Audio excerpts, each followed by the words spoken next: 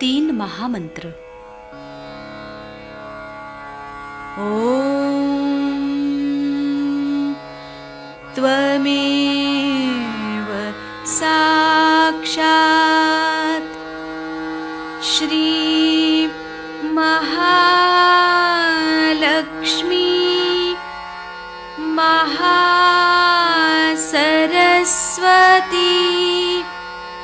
महाकाली त्रिगुणात्मिका कुंडलिनी साक्षात् श्री आदिशक्ति माताजी श्री निर्मला देव्यै नमो नमः। ॐ त्वमेव साक्षात् श्री कल्की साक्षात् श्री आदिशक्ति माताजी श्री निर्मला देव्यै नमो नमः। ॐ त्वमेव साक्षात् श्री कल्की साक्षात् श्री सहस्रार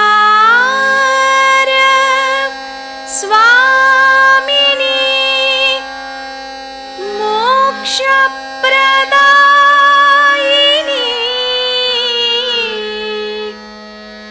माताजी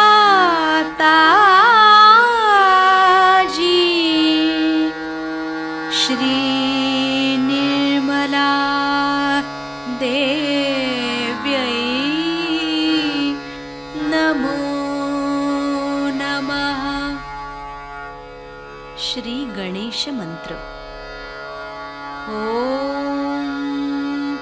त्वमेव साक्षात् श्री गणेश साक्षात् श्री आदिशक्ति माताजी श्री निर्मला देव्यै नमो नमः।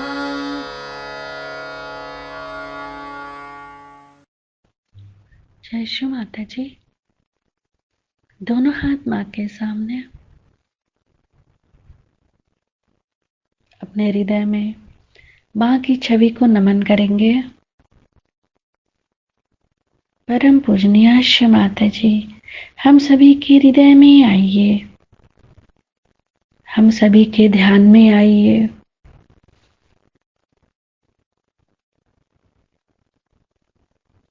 अपने आंखों में, अपने हृदय में माँ की छवि को स्थिर करेंगे।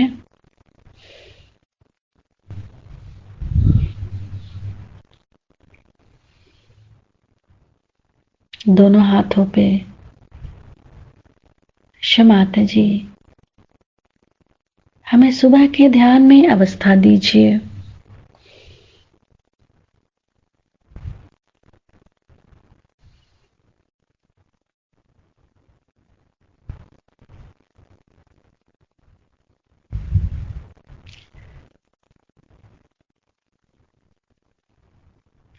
माता जी, जिन्होंने हमें परेशान किया है या जिन्होंने हमें तकलीफ दी है, हम उन सबको क्षमा करते हैं। हमारे कारण यदि किसी को भी कष्ट पहुंचा हो, हम हृदय से क्षमा मांगते हैं।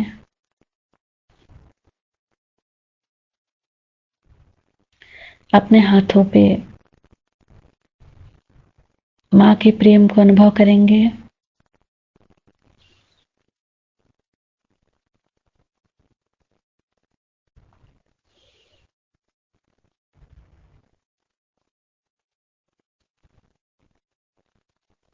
अपने तीनों नाड़ियों को देखेंगे बारी बारी।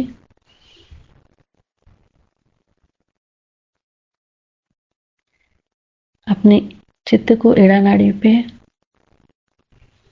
नीचे से ऊपर। शो माता जी, आप ही तो श्री महाकाली हैं, आपको कोटि कोटि नमन। केवल एड़ा नाड़ी को नीचे से ऊपर देखते रहेंगे।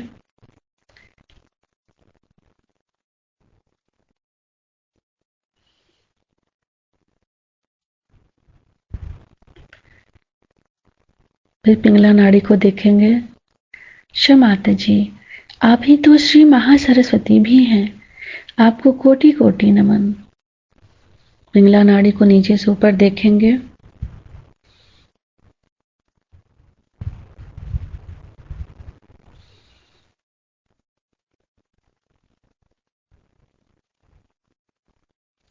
फिर सुषुम्ना नाड़ी। शो माता जी, आप ही तो श्री महालक्ष्मी भी हैं, आपको कोटि कोटि नमन। शो माता जी, हमें पूर्ण संतुलन दीजिए।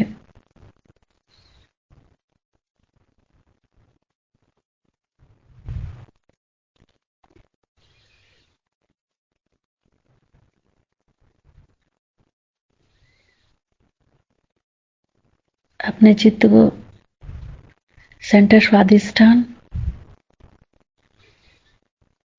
शो माता जी,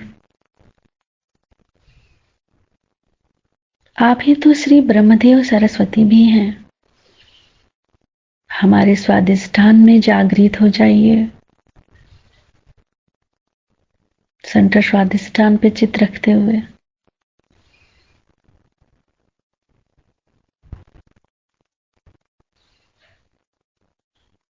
सेंटर नाभि। शो माता जी, आप ही श्री लक्ष्मी और नारायण भी हैं, हमें समाधानी बनाइए। पूरा चित्त सेंटर नाभि।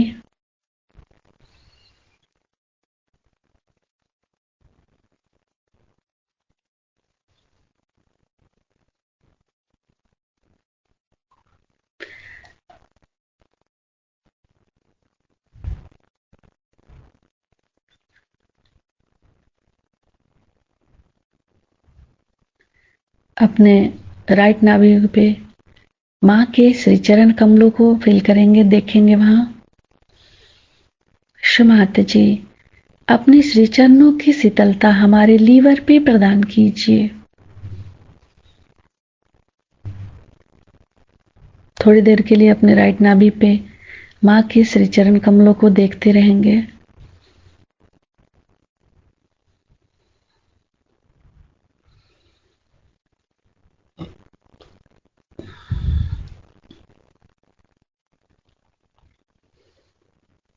धीरे धीरे अपने संपूर्ण चित्त को फिर से सेंटर हृदय पे। शो माता जी, आप ही तो श्री जगदम्बा हैं, हमारे हृदय में जागृत हो जाइए। शो माता जी, हमें सभी प्रकार के भयों से मुक्त कीजिए।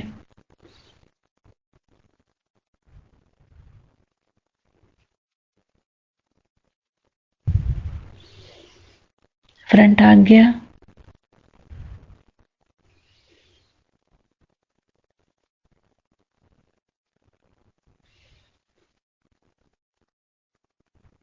बैक आज्ञा। सिर के तालु भाग पर संपूर्ण चित्त।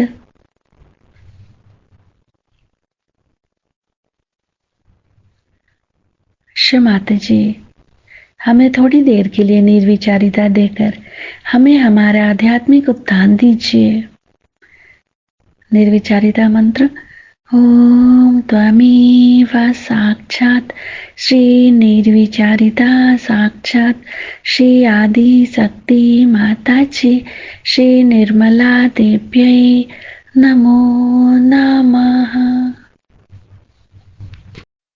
इसका मतलब और 68 गुरु उनको जोड़ने पड़ेंगे भैया, तब जाके तुम पार हो गए, क्योंकि बाकी का कौन खाएगा, उसकी दुकान कहाँ है, क्योंकि इन्होंने तो अपना माल खा लिया।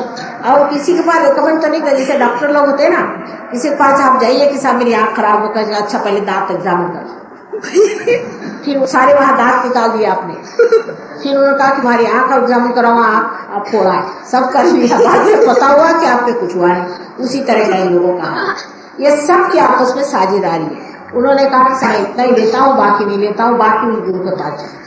अब वो गुरु दूसरे घंटाल बैठे हैं, उन्होंने बाकी का इतना पैसा था वो निकाल लिया, पता हुआ रास्ते पे खड़े हुए, घर बिक गया, बीच से छूट गए, रास्ते पे खड़े हुए, बच्चे बेचारे भीख मांग। जब हम अपनी अकल इस्तेमाल नहीं करते हैं तब ऐसे गुरुओं के पास जाते हैं। और इस तरह से सोच लेना कि कोई सा भी काम जो भगवान के नाम पे होता हो भगवान का काम है, बड़ी गलत। जैसे आज ही हमें एक देवी जी वहां मिली, तो उन्होंने कहा कि हमारे गुरु पहुंचे हुए पूछते थे, उसमें शक नहीं, लेकिन यहाँ बैठकर ये घंटा वो बजा रही है कि हम तो गुरु के शरण में हैं, हम तो गुरु के शरण में। तो मैंने कहा कि फिर तो कल आप तो मैं पार हो गया। तो अच्छा, अपना ही सर्टिफिकेट, अपना ही सब कुछ, कैसे पार हो गए बेटा? तो गुरु के शरण में चली गई तो मैं पार हो गई। मैंने कहा ऐसे तो मेरे भी शरण में आने से नहीं हो सकता, अब मैं तो जिंदा बैठी हूँ, तुम्हारे तो गुरु मर गए, लेकिन तुमका माँ हम तुम्हारे शरण हैं और हमें पार करा। थोड़ी तुम्हारी भी पूंजी लगती है और कुंडलिनी का जागरण लगता है, पार होने का काम है। जब तक आप पार नहीं हुए तब तक सिर्फ माँ तेरे शरण हमारे, उसमें काम बनने वाला बेटी। मैं साफ साफ बात बता, पार होना चाहिए। जब तक आप पार नहीं है तब तक सब बातें बकवास और बेकार है कि मैं तुम्हारे शरण में आया हूँ और ये है। अरे ये तो सब आपने अपनी तरफ से कह दिया मैं शरण में आया, लेकिन मुझे शरण में आना पड़ा ना, काम तो मुझको करने का है, मेरे हाथ से काम होना चाहिए। जब तक मेरे हाथ से काम नहीं बनेगा तब तक तो बेकार ही चीज हो गई। और ये सारा मैं बता देती हूँ कि जो पार नहीं है वो पार नहीं है, जो पार है सो पार है। उसमें कोई झूठा सर्टिफिकेट तो किसी को कोई दे नहीं सकता। चाहे आप से लड़ाई करो, झगड़ा करो, कुछ करो, मैं क्या करूँ? नहीं हुए तो नहीं है, हुए तो हुआ है। सीधा हिसाब इसका होता है कि मेहनत हम कर सकते हैं लेकिन पार हम नहीं कर सकते। कोशिश हम कर सकते हैं, प्यार हम दे सकते हैं, सब कर सकते हैं, पर पार आपको होना होगा। जैसे कि हम खाना बना सकते हैं, बढ़िया खाना बना सकते हैं, लेकिन आपके अंदर जीभ ही नहीं हो तो हम खिलाएंगे और आप समझेगा। आपकी जीभ जो है जागरूक होनी चाहिए, जो समझे कि माने क्या बनाया। खाना तो आप ही को, क्योंकि मैं आपके लिए खाना भी खा लूं, ये समझ लेना चाहिए। तो तत्व एक ही है, जो आपको गुरु सिर्फ परमात्मा से ही मिलाता है, जो परम में उतारता है वही गुरु है, और बाकी कोई भी गुरु नहीं। सब अंधे हैं और अंधा अंधे को कहाँ ले जा रहा है भगवान। ऐसे शरणागति से पूछते, शरणागति तो सिर्फ पार होने के बाद ही शुरू हो सकती है, उससे पहले की शरणागति कुछ नहीं। आपने देखा होगा कि पार किए बगैर मैं पैर पे किसी को लेना नहीं चाहता, क्योंकि क्या आप जब पार ही नहीं हुए तो मैं भी क्या करूं? पार तो होना पहले जरूर। हाँ, ये जरूर है कि बहुत से लोग पैर पे आने पर ही पार हो जाते हैं, तो ठीक है, लेकिन कोई शरणागति की जरूरत नहीं है। शरणागत बाद में होना चाहिए। शरणागत जब आप होते हैं तब कम से कम शरण आने के लिए आत्मा तो होना चाहिए, प्रकाश तो होना चाहिए। बगैर प्रकाश आप मेरे भी पैर पे मत आए। पता नहीं, शायद मैं भी 420 108 क्या पता। अगर मैं हूं तो आप कैसे जानिएगा कि है या नहीं? बेकार की बकवास भी कर रही होंगी तो आप कैसे जाएंगे? कभी भी आप जब तक पार नहीं होते आप मेरे पैर पे होते हैं। और इसीलिए मना किया गया था कि किसी के सामने बंदगी नहीं करनी चाहिए। बंदगी उसी के सामने करना चाहिए जो परमात्मा से आपको मिला। जब तक वो घटना आपके अंदर घटित नहीं होती तब तक आप बिना तत्व के कोई चीज को मानना नहीं चाहिए। इसलिए जो हमारा सुरक्षा का तत्व है उसके बारे में मैंने आपको बताया है। कल बाकी के तत्वों के बारे में बताऊंगी। आज काफी लंबा चौड़ा भी बन गया है। और मुझे एक बात बड़ी खुशी हुई, क्योंकि सबने कल कहा था कि कल सिनेमा है तो कोई नहीं आएगा माँ प्रोग्राम में, और मेरे पिताजी बेचारे लंदन जा रहे थे, उनको ऐसे ही छोड़ के मैं चली आई। एयरपोर्ट भी नहीं गई। मैंने कहा नहीं जाना चाहिए, हो सकता है कोई लोग तो आएंगे ही, और इसलिए मैं आई। और मुझे बड़ी खुशी हुई कि आप लोग अपना सिनेमा छोड़ करके भी यहाँ आए। इसका मतलब आपने तत्व को ज्यादा महत्व दिया, और इसीलिए मैं बहुत आज खुश हूँ। परमात्मा की कृपा से आप सब आज पार हो जाइए तो कल बड़ा मजा रहेगा। और कल सबको लेके हाँ ये which will they would like to have, but I've seen that we had one girl from England. Her name was Felicity, and she came here. I was speaking only in Hindi or Marathi, and she was getting good vibrations all the time, and the vibrations were all right. When she went back to England, she lost all her vibrations. So, because I was speaking in English. So, I said, what's the matter?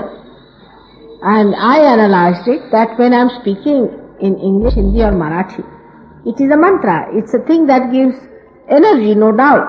But when I speak in English language, especially, say, the people who understand English are sort of, they start thinking about it and their ego starts working it out. And when ego starts working it out, you know what happens. And that's why the vibrations were much poorer. And if you want, I will speak it. If you want me to speak in English, I will. I don't mind. But the problem is this, that the more I'll speak in English, the worse it would be for vibrations. So I would like all of you to tell me what should I do.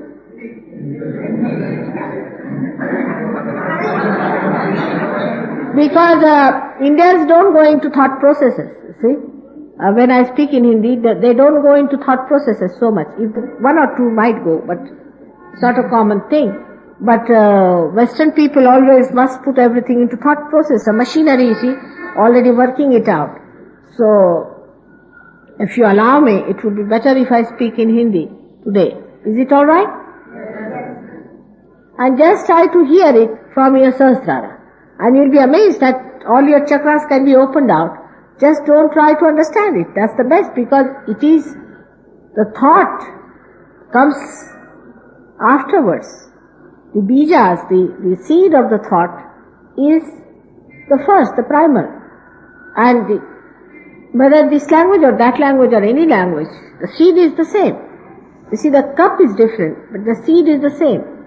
And the effect of the cup should not be there. It is the effect of the content of the cup, which is important. And once you just try the content, you should not bother about it. So what you should care for is the content, and not the glass or the cup in which it is being delivered. And for the people who are more worried about the cup always, it is better that they don't know the cup. They better have it, the content. It will help you. You will see that. You just think from that angle. Actually, this is a very common thing. And Christine, who was also from London, she never felt such force in England. But when she came to India, and when she was moving about with me, and I was mostly speaking in Hindi or Marathi, and she's in another world now, and she's very good. So I think it also keeps your ego a little bit down. See, ego is too much in English-speaking countries, that you know very well.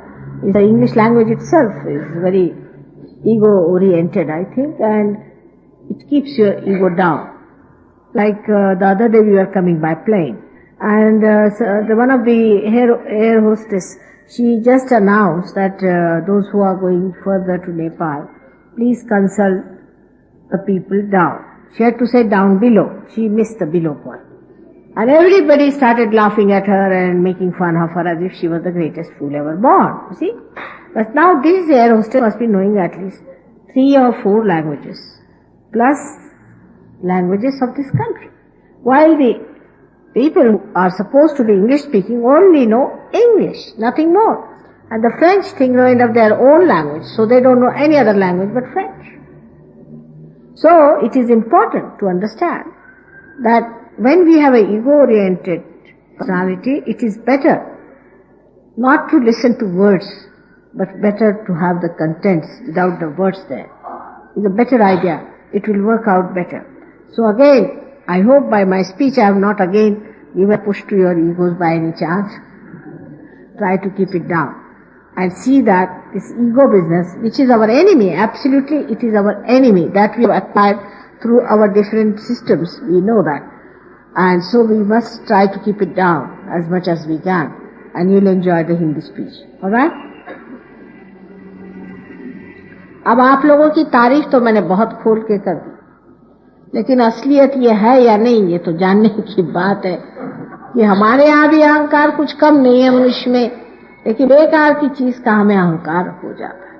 और वो इस तरह की बेकार की चीजें हैं कि उसके बारे में हम लोग जानते हुए भी कि महाबेवकूफी हम उसे करते रहते। सहज योग जो है आपको सत्य के दर्शन कराता है। सत्य जो है, था और रहेगा, उसके मामले में कोई आप कॉम्प्रोमाइज नहीं कर सकते कि आप कहें कि चलिए माँ ऐसा ही क्यों नहीं कह देते आप जिससे काम बन जाए, इस तरह से बोल दीजिए तो अच्छा रहेगा, उस तरह से कह दीजिए तो अच्छा रहेगा। ऐसी कोई बात सत्य में नहीं। जो है सो है, वो इसी तरह से रहेगी। और अगर आप सत्य को नहीं मानना चाहेंगे तो उसका आपको भोग उठाना पड़ेगा। माने ये नहीं कि सत्य आपको हानि देता है, लेकिन सत्य को अगर आप छोड़ दे तो आप असत्य पे उतर आए, और जब असत्य पे उतर आए तो असत्य तो हानिकारक है, वो आपको तकलीफ देगा। ऐसा भी हुआ है कि बहुत से लोग सहयोग में आए, बहुत कुछ ऊंचे उठ गए, बड़ा उन्हें लाभ हुआ, बहुत कुछ पा लिया, बहुतों को पार किया, उसके बाद उन्होंने सहयोग छोड़ दिया।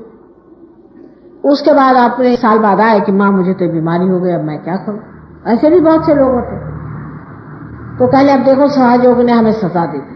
सहयोग ने आपको सजा नहीं दी, लेकिन अगर आप किसी की छत्र छाया में बैठे हैं और उसे छोड़कर आप बाहर जाएं और आप पर अगर बरसात आ जाए तो क्या आप कहिएगा कि इस छत्र छाया ने आपको तकलीफ दे दी? आपने अपनी छत्र छाया मिटा दी और आप बाहर चले गए।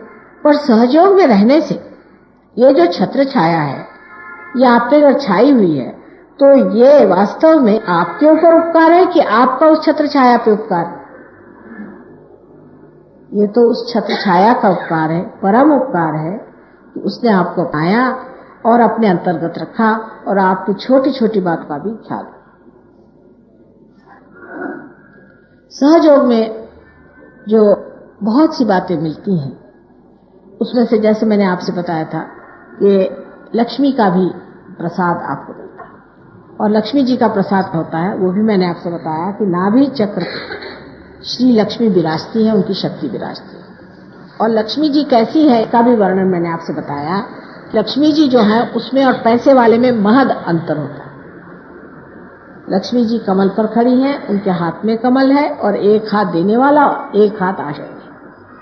कमल पे जो खड़ी होगी उस लक्ष्मी जी देखने में तो काफी भरी भक्कम दिखाई देती है। कभी आपने लक्ष्मी जी को एकदम ऐसे नहीं देखा हो जैसे आजकल की ब्यूटी क्वींस होती है, लेकिन उनकी तंदुरुस्ती काफी अच्छी होती है क्योंकि उनको अपने अंदर बहुत कुछ ज्यादा पानी का समावेश, उनका जन्म ही पानी से हुआ है ना। जिसका जन्म पानी से है उसके अंदर तो पानी बहुत होना पड़ता है, उसकी भी वजह होती है। अगर उनके अंदर पानी हो तो इतने जो चक्र चलाने पड़ते हैं, उसके लिए बफर, उसके लिए रुकावट, उसके लिए एक बीच में बचाव और कुछ नहीं रह जाता। इसलिए पानी बॉडी में होना बहुत जरूरी होता है और इस वजह से भरभक्कम होती है।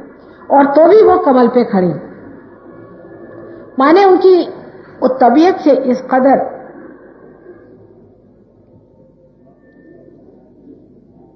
शब्द नहीं हिंदी में, पर जिसे कहना चाहिए कि इस कदर वो सजी हुई हैं या तबीयत से इस कदर वो सधी हुई हैं कि पूरा बैलेंस करके भी, और उनका कोई वजन ही नहीं वो डालती कमल पे, कोई उनका वजन नहीं डालती, यानी अपना बोझा वो किसी पे नहीं डालती। आप देख लीजिए लोग कितना बोझा दूसरों पे डालते। अब जैसे कोई मेहमान आ गए तो आते साथ हमारे खासकर सहयोगी लोग भी कभी कभी ऐसा काम करते। ये खासियत हिंदुस्तानी सहयोगियों की भी होती है। जैसे कि आप कहीं से आए, आप दिल्ली में आ गए कोई सहयोगी, तो वो पहले कहेंगे कि साहब यहाँ कुछ आराम नहीं हमें मिल रहा, और यहाँ पे हमें खाने को ठीक नहीं मिल रहा है, यहाँ पे ये इंतजाम ठीक नहीं है, वो इंतजाम ठीक नहीं है। जैसे अपने घर में तो ये लोग बिल्कुल आलीशान बगीचों पे ही रहते हैं, यहाँ आते ही साथ सबको पता हो जाता है कि साहब यहाँ ये चीज ठीक नहीं है, यहाँ फलानी चीज अच्छी नहीं है। कोई अगर बम्बई आए तो उनका भी यही है। मतलब आप एक कांटा बन के रहते, हर जगह आप फूल जैसे नहीं रहते, आप कांटे की तरह रहते। कि हर आदमी को आप चुपते रहते हैं। हर जगह हर एक को महसूस होना चाहिए कि आप आए हुए हैं, आप कोई विशेष चीज है, आपको कोई ना कोई विशेष चीज होनी चाहिए। इस तरह से हम लोग अपना जीवन जो है वो सोचते हैं कि हमने बड़ा अपना महत्वपूर्ण कर दिया। और जिस आदमी के ज्यादा रुपया होगा वो उतना ही ज्यादा नखरे करता है। जितना आदमी गरीब होगा अपने देश में उतने उसके नखरे कम होंगे, लेकिन जितना आदमी रईस हो जाएगा उतना उसके नखरे ज्यादा होंगे। और लक्ष्मी जी के कोई नखरे बिचारी के, वो तो कमल पे अपनी खड़ी हुई और पूरी समय खड़ी रहती, कभी ये भी नहीं कहती कि मैं थक गई भाई थोड़ी देर को लेटी जाओ। पूरी समय वो कमल पे अपने शरीर को संभाले हुए, इतने बड़े शरीर को संभाले हुए खड़ी रहती है, बिल्कुल हल्की सी, किसी को महसूस नहीं होता है। ये लक्ष्मीपति की निशानी। जिस आदमी में वास्तविक लक्ष्मी है उसका कहीं भी बोझा नहीं लगता है। ऐसा आदमी जहां भी रहता है उसका सुगंध, उसका सौरभ सब दूर फैलता है, लेकिन उसकी कोई भी चीज महसूस नहीं होती। कहीं भी वो आपको नहीं जताता है कि आप पैसे वाले हैं या आप नहीं हैं, या उसके पास ज्यादा पैसा है, या आपके पास इस चीज की कमी है। वो तो इस तरह से रहता है कि किसी को पता ही नहीं चले कि कैसे आए और कैसे गए। वो इस तरह से जीवन बिताता है जैसे किसी को पता ही नहीं चलता। लेकिन अधिकतर पैसे वाले तो पहले डींग बजाते घूमेंगे कि साहब मैं बड़ा पैसे वाला हूं, कुछ नहीं तो अजीब तरह के हॉर्न लेकर के रस्म बजाते चलेंगे, जिससे वो मुड़ मुड़ के देखे कि कौन गधा चला जा रहा है। हर चीज का शो होना चाहिए, हर चीज की आर्टिफिशियलिटी होनी चाहिए। एक एक तमाशा आदमी कर देता है अपने नाम से क्योंकि वो पैसे वाला। ये लक्ष्मी जी की बात नहीं। लक्ष्मी जी बहुत ही ज्यादा एकदम ऐसी तरीके से रहती, संभली हुई, सदी हुई कि किसी को पता ही नहीं चलता। फिर एक हाथ से उनका दान होना चाहिए, वो दान भी किसी को पता नहीं होना चाहिए कि दान हो रहा है। जस्ट बह रहा है तो जा रहा है, दे रहा है, लेने का सवाल नहीं। और दूसरे हाथ से आश्रय होना चाहिए। जो उनके आश्रित है वो सब आशीर्वादित होने चाहिए, नहीं बजाय इसके कि बहुत से अपने नौकरों को मारते हैं, पीटते हैं, ये करते हैं। नहीं, आश्रित माने उनको पूरी तरह से, जो लक्ष्मी जी के आश्रित होते हैं उनको पूरी तरह से वरद हस्त होता है, पूरा वरदान देते रहते हैं। और उनके दोनों हाथ में कमल होते हैं। कमल गुलाबी रंग के होते हैं और गुलाबी रंग के कमल में ये द्योतक है कि वो प्रेम की निशानी। गुलाबी रंग जो है उनके प्यार और प्रीत की निशानी है। वो अपनी बिल्कुल ही नाजुक पंखुड़ियों में भंवरे जैसा कांटे वाला प्राणी होता है उसे भी स्थान देती है। कहीं से भी चला है उसे रहने के लिए इंतजाम रहता है, हर समय उसके लिए इंतजाम रहता है। ऐसा आज तक मैंने कोई पैसा वाला नहीं देखा कि उनके दरवाजे कोई भी चला तो कहे अच्छा भाई तुम्हें कोई जगह नहीं, आओ मेरे यहाँ सो जाओ। वो तो 4-4 दरबान ला के रखेगा कि कोई अच्छा भी भला आदमी हो तो उसको पीछ के निकाल के भगा दे।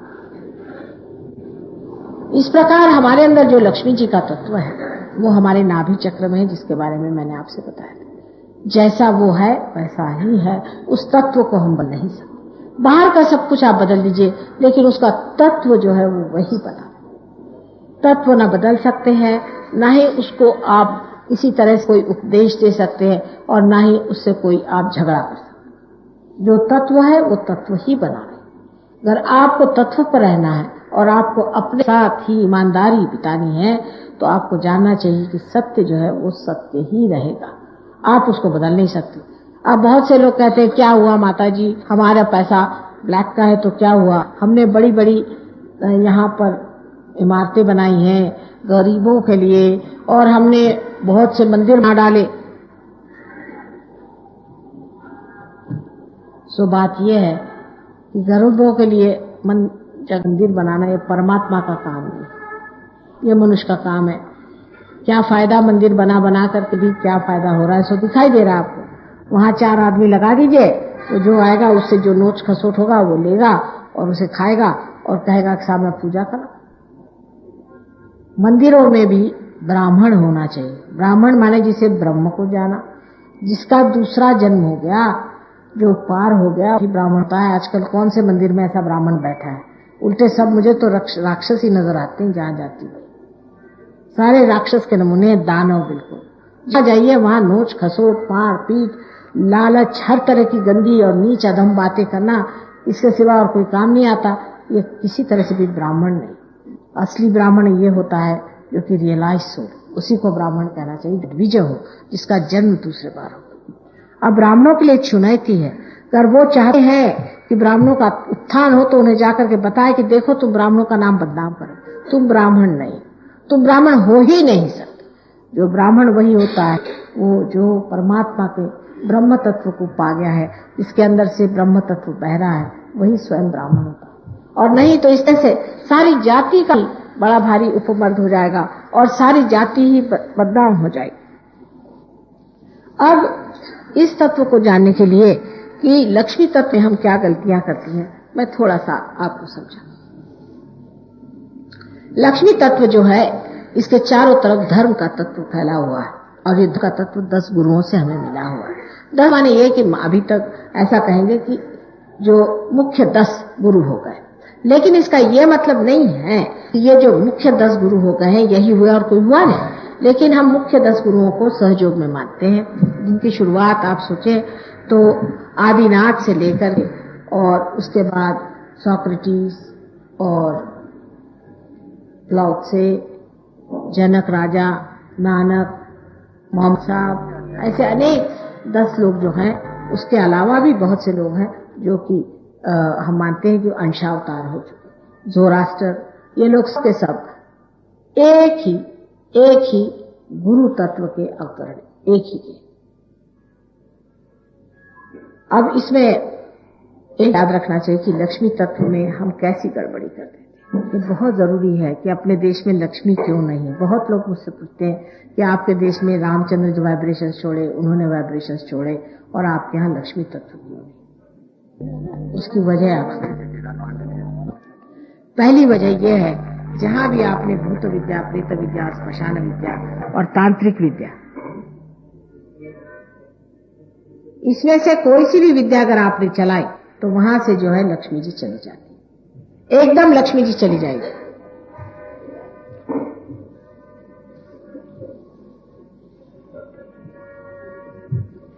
आप अगर कोई सी भी विद्या चलाए, तंत्र विद्या चलाएं, यानी कोई सी भी भूत विद्या, प्रेत विद्या, श्मशान विद्या आदि, ये कोई सी भी विद्या अगर आप चलाएं तो आपकी जो लक्ष्मी की शक्ति वो खत्म हो जाए।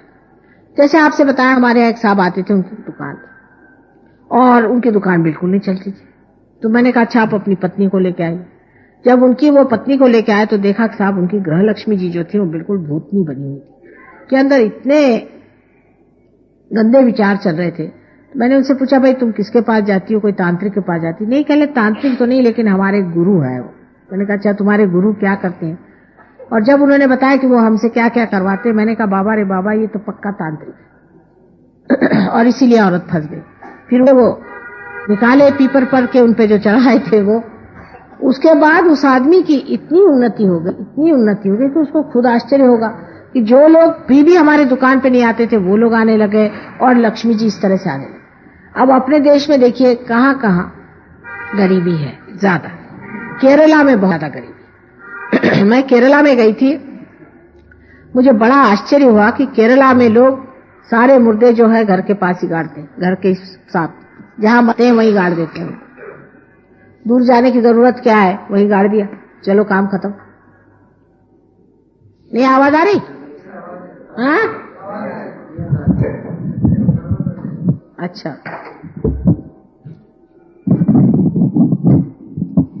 अब जो आवाज है,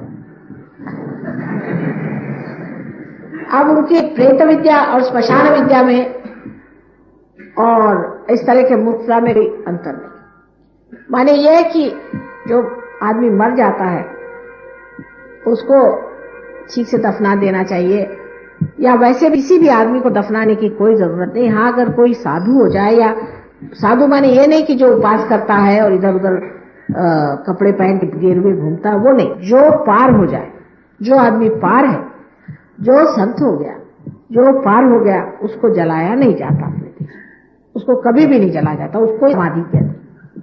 उन्हीं की समाधि हो सकती है। यहाँ तो अरे गहरे सबकी जहां देखिए वही समाधियां खड़ी हुई। और जब कोई आदमी ऐसा मरता है जो पार नहीं है तो उसको बेहतर है कि जला ही देना चाहिए, जिससे उसके अंदर की सारी बाधाएं निकल जाती है और वो सब तरह से एक बार फिर से जन्म लेता है, उसकी पूरी स्वच्छता हो जाती है। क्योंकि आप जानते हैं आंख की विशेषता ये है कि वो कंचन को भी माने सोने को भी एकदम खरा कर दे, इसलिए ऐसे आदमी को जला ही देना चाहिए। एक सीधा हिसाब है, लेकिन लोग उसको घर ही में गाड़ देते हैं। वहां जब हम वहां देहात में गए तो मैंने कहा यहाँ कहाँ भूत के पास ले आए, सारी स्मशान नगरी तो बिल्कुल स्मशान है। वो कहा कि कैसे? मैंने कहा यहाँ सारे तो मर्दे गड़े दिखाई दे रहे मुझे। उनसे पूछा कल, हाँ यहाँ कम से कम 2 साल से यही चल रहा। मैंने कहा क्या तुम लोग सब घर में ही गाड़ते? तो पता ये हुआ कि एक बार इन्होंने शंकराचार्य, आदि शंकराचार्य, वो भी शिष्य तत्व, बहुत बड़ी चीज है वो, उनको मना किया था कि आप अपनी माँ को जला नहीं सकते, माँ को आप जला नहीं सकते। तो उन्होंने केले के पत्तों से, केले के पेड़ से अपनी माँ को जला दिया। तब उन्होंने शाप दिया था कि तुम लोगों को भी कोई चीज जलाने को नहीं मिलेगी और तुम लोग अपने घर में ही गाड़ना पड़ेगा।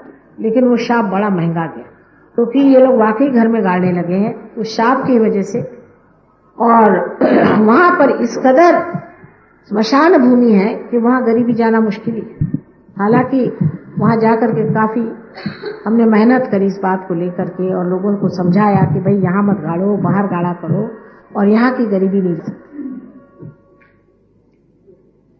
दूसरी चीज ये है कि जहां पर मनुष्य आलस्य की ओर मुड़ता है वहां गरीबी आ जाती।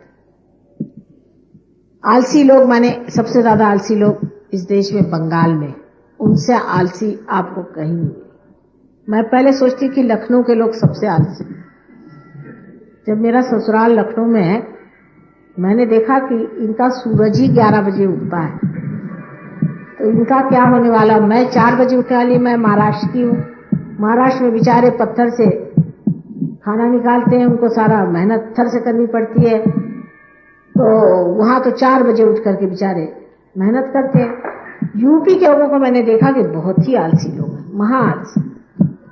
लेकिन जब मैं बंगाल गई तो मैंने कहा इनका सानी कहीं नहीं मिलेगा। अब लंदन गई तो लंदन में मैं सोचती हूँ कि सबसे महा आलसी इंग्लिश लोग, ये तो बड़े ही आलसी होते हैं। अब हिंदी में बोल रहे हैं तो बताने में कोई हर्ज नहीं।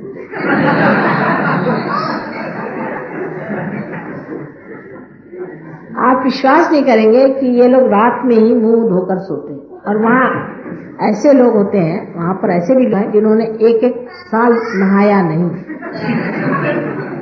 मुसलमान तो जुम्मे के जुम्मे नहा ही लेते हैं, ये उनसे भी बड़े 1-1 साल। और वहां पर सवेरे अगर आपने किसी को उठा दिया, 9-10 बजे के करीब अगर आपने किसी को उठा दिया, तो आपसे बढ़ के पापी, दुष्ट, राक्षस कोई, यानी इससे बढ़ के वहां कोई पाप ही नहीं है कि आप किसी आदमी को सवेरे जगा दीजिए। और 10 बजे मतलब 12 बजे से पहले उठना उनके लिए बड़ी मुश्किल चीज है। पर आप नौकरी में करते क्या, तो जैसे बिस्तर में सोते हैं वैसे उठे, उन्होंने अपनी वो चढ़ाई जीन और दफ्तर, वहां जाकर बाथरूम जाना वगैरह सब वहां। नहाने से तो कोई मतलब ही नहीं है आपको, और ब्रश भी करने की जरूरत है, रात में कर लिया काम खत्म। और हिंदुस्तानियों का उल्टा हाल है कि वहां पर भी रोज सवेरे नहाएंगे और उसी ठंड में निकल जाएंगे और उसके बाद उनको कैंसर हो जाए। और अगर उनसे कहा भाई रात में नहाया करो और सवेरे ब्रश कर लिया करो, माता जी आप ऐसा कह रहे हैं। मैंने कहा हाँ भाई मैं तो ऐसा ही कह रही हूँ और ऐसा ही करूँ। तो कहले आपका क्या? मैं तो कहीं बाहर थोड़ी जाती हूँ, मैं तो घर में रहती हूँ, तो मुझे मेरी बात और है और मेरे कुछ थोड़ी होने वाला है। लेकिन तुम लोगों के लिए ठीक है कि जैसे ही यहाँ पर इतनी ठंडक है, या तो सवेरे उठ के 4 बजे नहा लिया करो और फिर ठंडे पानी से नहा लिया करो और उसके बाद तुम बाहर जाए। वैसे भी गर्म पानी से नहाकर बाहर जाना बहुत गलत चीज है, चाहे यहाँ हो चाहे कहीं। उसके बाद हमेशा ठंडे पानी से नहा लेना चाहिए। गर्म पानी से नहाने के बाद भी हमेशा ठंडे पानी से नहाते रहिए तो आपको जुकाम सर्दी कभी नहीं होती। अब एक ये छोटी सी बात है, लेकिन वो भी उन लोग करना बड़ा मुश्किल है, इतने आलसी होते हैं और हमेशा थके रहते हैं। अब ये जनाबे लोग यहाँ पर आए हुए, दिन भर पड़े रहेंगे, दिन भर सोते हैं और दिन भर खाते हैं, और अगर पूछे शाम को तो हम थक गए। क्या भाई किया क्या आपने? ये तो सो के थक जाते, तो जागने से इनका क्या हाल होगा, भगवान जागे। लेकिन अपने देश में आलस भी बड़ी कमाल की चीज, और आलस से खोजने के तरीके, लेबर सेविंग डिवाइसेस जो है वो भी 25 बंगालियों से जाके पूछे। बंगाली लोगों का ये हाल है कि अगर आपको 12 बजे तक कोई चीज खरीदनी है तो खरीद लीजिए, 12 बजे से 3 बजे तक सब दुकानें बंद, और आप दुकान पर ताला लगा हुआ है और अंदर से खर्राटे सुनाई देंगे आपको। और वो 5 बजे तक भी बहुत सी दुकानें नहीं खुलती, यानी 12 बजे से लेकर 5 बजे तक कोई दुकान नहीं खुलती। वहां काफी दुकानें ऐसी जो खुलती ही नहीं है, 12 बजे तक आप चाहे कुछ भी खरीदिए। और दूसरी बात यह है कि वो इतने आलस्य में लपटे हुए हैं कि वो इसलिए समझते ही नहीं है कि और भी कोई दुनिया है, क्योंकि जब आपके पास टाइम ही कम होगा तो आप दूसरों को क्या देखेंगे, आप लोगों को क्या समझेंगे, क्या दूसरों से क्या सीख सकते हैं? उनको ये मालूम ही नहीं कि और भी कोई दुनिया है, उनके लिए बस हम सब कुछ हो गए। बंगाल जैसा महादेश जिसमें इतने महान काम हो गए हैं, देवी जी ने साक्षात वहां कितने कार्य करे हुए हैं, लेकिन आज तांत्रिकों के आहार में बिल्कुल तांत्रिक चारों तरफ से वहां छा गए, ऐसे छाए हुए हैं कि क्योंकि आलसी लोगों को और कोई धंधा नहीं, जाकर के अपने मुकद्दर पूछे, भाई जब कुछ करने का नहीं तो आप हाथ दिखाएंगे कि बताओ क्या है। इस तरह से वहां तांत्रिक बहुत इकट्ठे हो गए, जो बताते रहते हैं कि तुम्हारे फलाना होएगा, तुम्हारा बाप मर जाएगा तो तुमको बहुत पैसा मिलने वाला है, और तुम्हारे एक्सीडेंट हो जाएगा तो तुमको बहुत रुपया मिलने वाला है। पर ऐसी लोगों के वहां से, और इस वजह से ऐसी जगह में कभी भी रुपया पैसा नहीं आ सकता। लक्ष्मी हमेशा जो है मेहनत कमाई जाती है। लक्ष्मी जी संसार में आई थी तब आपको मालूम है कि सुर और असुर सब ने मिल करके मेहनत की, तब जाकर के लक्ष्मी जी संसार में पधारी। तो जो लोग मेहनत नहीं करते हैं उनके लिए अगर लक्ष्मी आ जाए तो वो बेकार जाए। जैसे कि कोई आदमी है बड़ा रईस है, उसने अपने सब बच्चों के लिए रुपया इकट्ठा कर, दान धर्म के नाम से तो 1 पैसा देंगे नहीं, वहां नहीं, अपने बच्चों के लिए जवाहरात खरीदो, फलाना खरीदो, ये करो। जब बाप मर गए तो वो इसी पे लगे रहते हैं कि कम से कम पैसे में इनका दाह कम हो जाए, अच्छा ही है, और कहीं समुद्र में फेंक दो इनकी, ठीक है गए एक बार।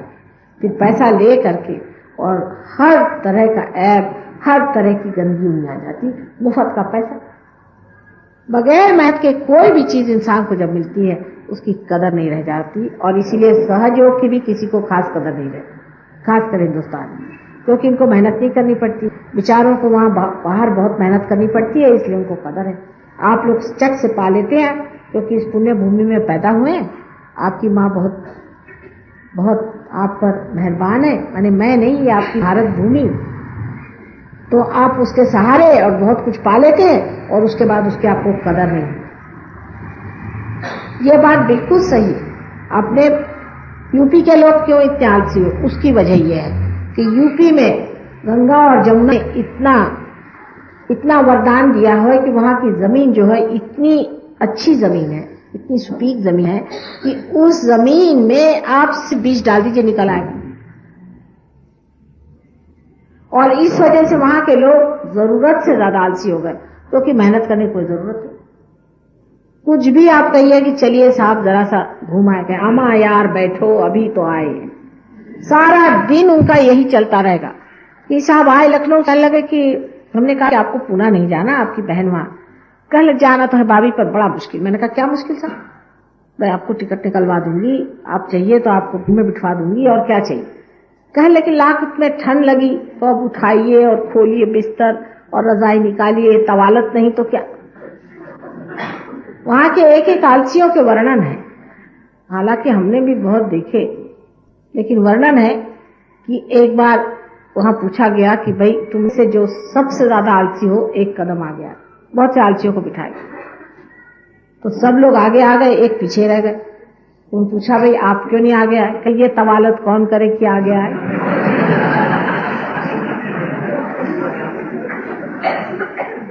और इस आलस्य के वजह से ही ये जो घर का जो राजकारण है ये शुरू हो जाता है। इसलिए सबसे ज्यादा राजकारणी जो है ये यूपी वाले, इनसे बढ़ के और कोई राजकारणी नहीं। आप देख लीजिए मैं जो बात कह रही हूं सच है या नहीं।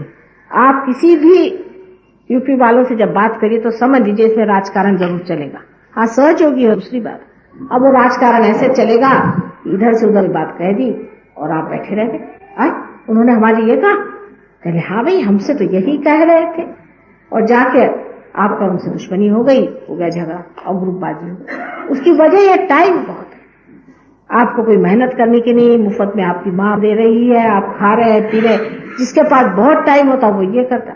और इसके मामले में इतने यूपी वाले सतर्क हैं और उनको इतनी इस मामले में घमंड है कि आपको आश्चर्य होगा। उनको अपने गरीबी का तो ख्याल ही नहीं। हमारे एक सर्वेंट साहब यूपी के थे, बड़े गंदे थे और बर्तन गंदगी से मानक मद्रास के साहब आए। तो मैंने कहा देखो तुम इतने गंदे हो, अब सब मद्रासी लोग यहाँ नौकर हो जाएंगे और तुम लोग सब नौकरी से निकल जाओगे, तुमको मेहनत करनी चाहिए। तो कह ले कि देखिए हम तो मेहनत क्या करेंगे, इन्हीं को नौकर बनाइए, अब तो हम राज करने वाले। उन्होंने कहा वाह भाई वाह, सभी लोग ये राज कर रहे। ये जो दिमागी जमा खर्च है ये बहुत ज्यादा वहां हो जाता है जहां हर चीज आसानी से मिल जाती है और जहां मेहनत करनी पड़ती है। पंजाब भी अच्छी भूमि है, लेकिन वहां हर समय बाहर से आफत बनी रही। हर समय पंजाब में बाहर लोग छाते रहे, इसलिए लोग मेहनत। जो मनुष्य मेहनत नहीं करेगा, वहां अगर लक्ष्मी जी रह जाए तो जो कहिए सो। ऐसे ऐसे हमने खानदान देखे हैं कि जिनके यहाँ अशर्फियां भरी पड़ी रहती थी और लोग जैसे पेट्रोल पीते हैं उस तरह से एक लकड़ी से गिना करते थे कि कितने इंच अब बचा हुआ है। और आज ये हालत है कि आप पूरा टटोल लीजिए तो सिवाय धूल के वहां कुछ। बड़े खानदान इस तरह से मिट गए, आलसी पना। सहयोग के लिए आलस जो है उसका दुश्मन है।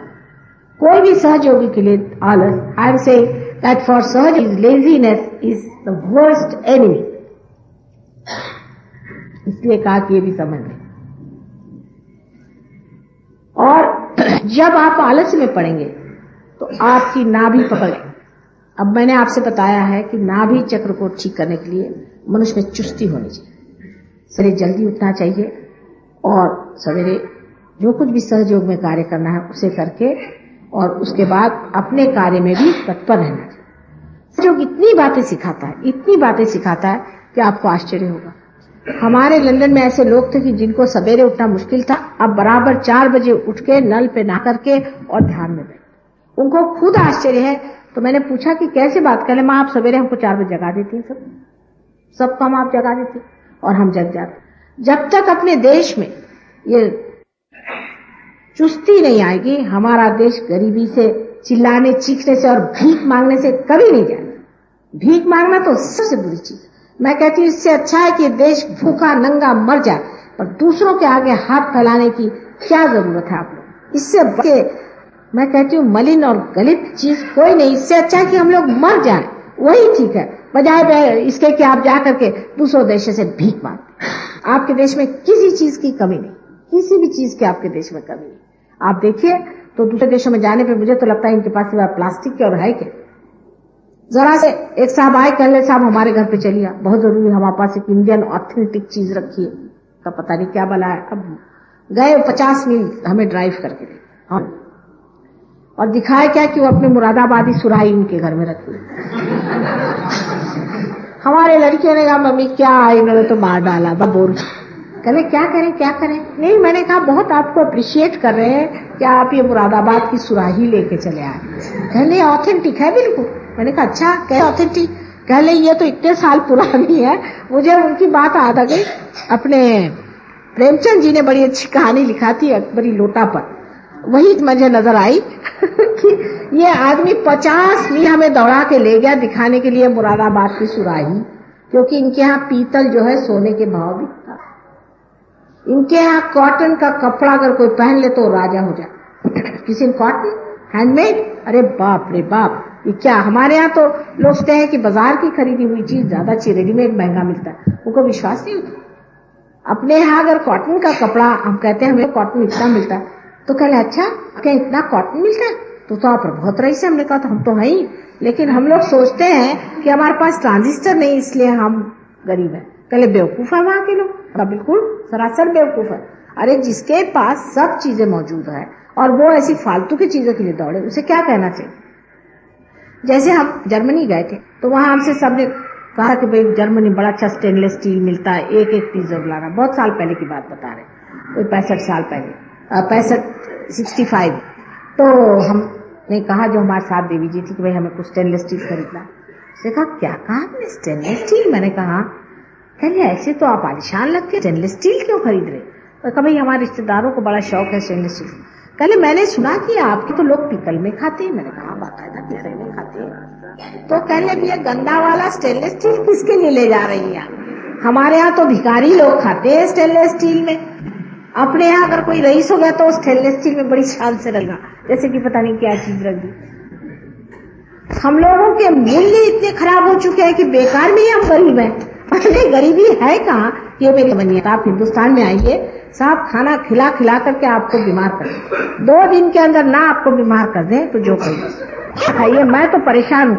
मैं कहती भाई मैं माता जी हूँ, इनके जैसा मैं भी उपास शुरू करती हूँ, लेकिन मैं सबसे कहती उपास नहीं करो तो मेरे ऊपर बात आ जाएगी। नहीं तो वाकई मैं अगर किसी को उपास करना चाहिए तो वो मुझे, क्योंकि मेरी सब लोग जान लिए रहते ये खाओ वो खाओ, मुंह में मार, जैसे वो नया दूल्हा आता है उसके मुंह में भरा जाता है। ऐसे मेरा हाल कौन कहेगा? इस घर में गरीबी है। अभी ये जो फॉरेन है ये कहते भैया सवेरे इतना खाते, दिन में इतना खाते हैं, शाम को इतना खाते हैं, यहाँ तो हमें नहीं दिखाई देता कहीं गरीबी। ऐसी कौन सी आफत आई? आप पीतल के थाल में खाए। इन लोग कहते हैं कि ये अभी हम ले गए इनको दिखाने, तो कह ले भाई देखो घर जो है आप जो भी आश्रम बनाना उसमें सीमेंट मत लगाना। इनके लिए सीमेंट जो है कचरा है, कचरे से भी बदतर। जो आदमी बिल्कुल लेबर क्लास होगा वो सीमेंट में रहता है। लकड़ी का घर आलीशान चीज है, और उससे भी अच्छा है कि घर कोई थैच प्रूफ जिसे कहते हैं ना, जिसे कहना चाहिए अपने यहाँ पुआल से जो छाया जाता है वो सबसे अच्छा। उसको देखते रह जाएंगे, अब वहाँ कहा कितना सुंदर बनाया, हाथ से बनाया हुआ है। हमारे मूल्य बदल चुके। अगर हमारे मूल्य ठीक हो तो हम जान लें कि हम कितने अमीर लोग और हम कितना भगवान ने हमें दिया हुआ है। भगवान की कृपा से अपने यहाँ 10 ग्लास एक चीज के पीने के लिए नहीं लगते। किसी के यहाँ भी कोई चीज में आपने देखा है कि घर में 10 तरह ग्लास है? इनके यहाँ तो विस्की पीने को अलग, ब्रांडी पीने को अलग, पानी पीने को अलग, जहर पीने को अलग, सब चीज को अलग ग्लास लगे। और अपने यहाँ एक ग्लास रहता लेकिन साफ सुथरा अच्छा बढ़िया बना हुआ पीतल का असल वाला। ये क्या फायदा कांच के ग्लास और कांच की सारी सभ्यता इनके अंदर है क्या जो आप लोग उनसे सीखना चाहते हैं? कोई भी चीज की हमारे पास कमी नहीं, लेकिन हम लोग अब इनके जैसे होने की कोशिश कर रहे हैं, इसलिए हम सोचते हैं हमारे पास कमी। आपस में बांट खाना नहीं आता है। आपस में लक्ष्मी का जो सत्य स्वरूप है कि सबको देना, लक्ष्मीपति है वो जब देना शुरू कर देंगे तभी उनके पास और आएगा। लक्ष्मीपति के तीसरे जनरेशन में अगर वो खत्म हो जाता है और उसके बाल बच्चों को सब कोसते हैं और चाहते हैं कि ये सब तरह से खत्म हो जाए, उनके यहाँ लिटिगेशन होता है और युद्ध होता है और उसके बाद में जो कुछ भी कायदा कानून में सब वकील पैसा खा जाते हैं, वो कोई लक्ष्मीपति नहीं हो सकता। या जो बाजारू औरतें ऐसे घरों को लूट लेती है, वो क्या लक्ष्मीपति होंगे? लक्ष्मीपति होता है कि उसकी लक्ष्मी को मजाल ले कि कोई हाथ लगा, उसे लक्ष्मीपति कहना चाहिए कि मजाल ले वो चीज कोई चोरी कर ले तो उसकी हालत खराब जाएगी, वो लक्ष्मीपति होता है।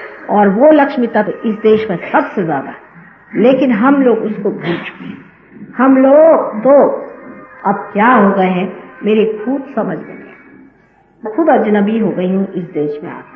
मेरी समझ में नहीं आता है कि जब परमात्मा का दिया सब कुछ है उसमें संतोष करना एक छोटी सी चीज हमारे अंदर नहीं। पंजाबी भाषा में हमेशा खैर खैर करते हैं ना, वो पता नहीं शायद अब वो शब्द चला गया हो, लेकिन पहले खैर जो भी है खैरियत से, साफ खैरियत से। किसी पूछे कैसे? खैरियत से। कोई मुंह लटका के ये तो नहीं कहता कि मर गया हूं। जब आप खैरियत से हैं, अब इसका मतलब यह है कि दिल से कहिए कि मैं वाकई खैरियत हूं। समाधान, और समाधान जब तक हमें नहीं आएगा तब तक लक्ष्मी जी बरसेंगी नहीं, तब तक लक्ष्मी जी आप पर कोई भी तरह का आशीर्वाद नहीं आ सकता, क्योंकि उनका आशीर्वाद ही समाधान। और अगर आप में समाधान नहीं हो तो कितनी भी आपके ऊपर पैसों की बचाव हो, आप किसी काम के बिल्कुल बेकार है। तो और बहुत जरूरत है जिससे कि लक्ष्मी जी भागती हुई कंजूसी। हिंदुस्तानी जरा कम होते हैं कंजूस, ये लोग बहुत ही कंजूस होते हैं, बड़े ही कंजूस होते हैं जितने पर्दे होते हैं। इतने पैसे को चिपकते हैं, जितना पैसा ज्यादा आ जाएगा उतना आदमी कंजूस हो जाता है। तो कंजूसी से बच के रहना चाहिए। लक्ष्मी जी के तत्व में देना, दान दान दान। जो आदमी दान करता है वो आदमी लक्ष्मीपति है और उसके अंदर लक्ष्मी हमेशा विराजती है और खुश रहती, क्योंकि उनका स्वभाव है। आज इसलिए लक्ष्मी जी के बारे में कहा, क्योंकि आज रैली को देख के मुझे कुछ लगा कि भाई देश के लोगों को कुछ बताना चाहिए, भाई क्या कर रहे हैं। ये सब करने से लक्ष्मी जी नहीं आएंगी। लक्ष्मी जी आएंगी सहजयोग में पार होने से, अपने लक्ष्मी को जगा लेने से, जिससे सारी तरह की भूत बाधाएं संसार से चली। अब जो उसके ऊपर का चक्र जिसके बारे में मैंने कहा आपसे, सुरक्षा का चक्र जो है, जहाँ पर देवी साक्षात विराजती है और जो हमारे लिए शक्ति स्वरूप है। हिंदू धर्म में शक्ति ही की पुजारी है, हिंदू धर्म शक्ति का पुजारी। लेकिन हम तो नहीं देखते कि हिंदू लोग शक्ति पूछते हैं, ये तो सिर्फ पैसे ही को पूछते हैं। मैंने तो आज तक देखा नहीं कि शक्ति को हिंदू लोग पूछते हैं। ऐसे पूछते होंगे जो लोग पूछते भी हैं मन में, तो वो पैसा ही चाहते हैं। यहाँ तक कि शक्ति के पास जाकर भी कहते हैं कि माँ हमें पैसा दो। शक्ति से भी जाकर यही मांगते हैं कि हमें पैसा दो। उनसे तो मांगना चाहिए कि हमें समर्थ बनाओ, सम अर्थ बनाओ, जो हम हैं उसी अर्थ के हमें बना दीजिए, ने हमें आत्मा स्वरूप बनाइए। ये अगर हम अपनी माँ से मांगे तो फिर दुनिया की कोई चीज मांगने की जरूरत नहीं है। आप अशक्त हैं, इसीलिए आप और चीजों के लिए दौड़ते हैं। जो आदमी समर्थ होता है उसको ठोकरों पे रखता है, वो बादशाह होता है, वो कोई चीज की परवाह नहीं करता। और इसलिए हमको चाहिए कि सहयोग में हम जागें और खड़े हो जाएं और ऐसे विशेष लोग बने जो दुनिया में एक ही तरह के हों, जिनमें ये सब फालतू की खुराफाते कि साहब किसी का पैसा मार लिया, किसी का घर नोच लिया, किसी को परेशान कर दिया, किसी को मर्डर कर दिया, इस तरह की जो दानव सेना तैयार हो रही है इस देश में, इसको खत्म करने के लिए बहुत जरूरी है कि सहयोग में आप लोग जागिए। फिर ऐसे लोग तैयार होंगे, ऐसे लोग तैयार होंगे कि दुनिया की कोई भी दानवी शक्ति उसको हटा ले और उसको नष्ट नहीं कर सके। यही हमारे देश का एक ही बचने का मार्ग है, और तो मुझे कोई मार्ग दिखाई नहीं। परिवर्तन होना चाहिए और परिवर्तन होने के लिए कुंडलिनी का जागरण होना चाहिए। जब तक कुंडलिनी का जागरण नहीं होगा तब तक आप में परिवर्तन नहीं हो सकता। अब जो बहुत ही महत्वपूर्ण चक्र है जिसे विशुद्धि चक्र कहते हैं, वो आज सबका जरूरत से ज्यादा पकड़ा है, क्योंकि सब दूर बहुत धूल हो गई। और ये विशुद्धि चक्र पे श्री कृष्ण विराजमान है। ये श्री कृष्ण का स्थान है, ये पूर्णावतार है। इसलिए पूर्णावतार है कि इनके लिए संसार एक लीला, सब एक मजाक है। वो उस दशा में है जहाँ उनको कुछ भी बनावट करने की जरूरत नहीं है, कुछ भी कहने की जरूरत नहीं है, रोने धोने की जरूरत नहीं है, वो तो सब खेल कर रहे हैं। जब सहयोग में मनुष्य इस चक्र से ऊपर उठता है, उसमें भी ये शक्ति आ जाती है कि वो साक्षी होना शुरू हो जाता है। वो फिर ऐसी वैसी चीजें में उलझता ही, एक आनंद उसके अंदर हमें टपकते रहता है और वो देखता है कि संसार का एक ड्रामा सा चल रहा है, ये तो सब मजाक चल रहा है और ये सब मिथ्या है। इस मिथ्या के पीछे लोग क्यों चल रहे हैं? ये चक्र हमारे अंदर बहुत ही जरूरी है। अब पहले मैं लोगों से कहती थी कि सिगरेट मत पिया करो। अब जब कैंसर की बीमारी आ गई तो लोग कह रहे कि हाँ भाई माँ तो कह रही थी कि सिगरेट पियो। अब सब लोग कह रहे कि इससे डेफिनेटली कैंसर होता है। कैंसर भी क्या है? कैंसर भी सुषुम्ना से हटना ही कैंसर। आप सुषुम्ना पथ पर अगर रहे तो आपको किसी भी बीमारी हो सकती, विशेषकर कैंसर नहीं हो सकता।